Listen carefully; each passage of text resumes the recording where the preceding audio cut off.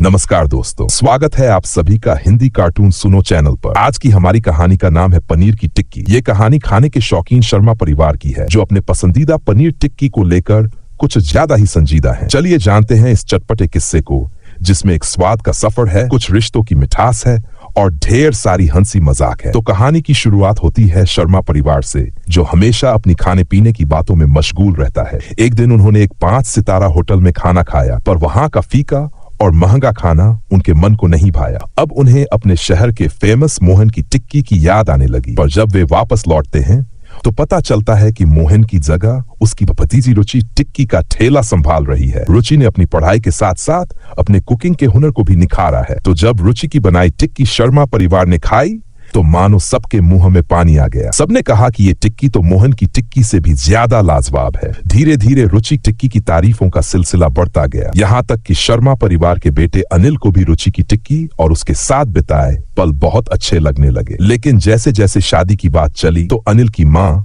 सुषमा जी को सही बहू ढूंढने में मुश्किलें आने लगी। फिर एक दिन सुषमा जी रुचि के परिवार से रिश्ता लेकर पहुंची और रुचि उनकी बहू बन गई। रुचि ने शादी के बाद घर वालों के लिए खूब सारे पकवान बनाए, लेकिन घर वालों की तो सिर्फ टिक्की खाने की इच्छा थी। जब रुचि ने उनके लिए पनीर की चटपटी टिक्की बनाई तो सब बेहद खुश हुए। सुषमा जी ने उसे सोने की चेन भेंट की और कहा, तू तो हमारे घर की लक्ष्मी है। इस तरह रुचि ने अपनी कुकिंग स्किल्स से घर वालों का दिल जीत लिया। रुचि का पनीर की टिक्की का हुनर देखते ही देखते इतना मशहूर हो गया कि लोग उससे सलाह लेने लगे। फिर परिवार के कहने पर उसने एक रेस्टोरेंट खोलने का फैसला किया। बड़े धूमधाम से रेस्टोरेंट का उद्घाटन हुआ। सभी रिश्तेदार और पड़ोसी, खासकर विमला आंटी, जो हमेशा रुचि के बारे में उल्टी सीधी बातें करती थीं, भी आए और टिक्की का स्वाद चखकर दंग रह गए। इस तरह रुचि की मेहनत और लगन से उसका रेस्टोरेंट चल पड़ा और उसकी टिक्की पूरे शहर में मशहूर हो गई। उसके रेस्टोरेंट का नाम हुआ पोटैटो से पनीर तक। हर कोई उसकी तारीफ करने लगा और रुचि की कामयाबी की कहानी एक मिसाल बन गई। तो दोस्तों,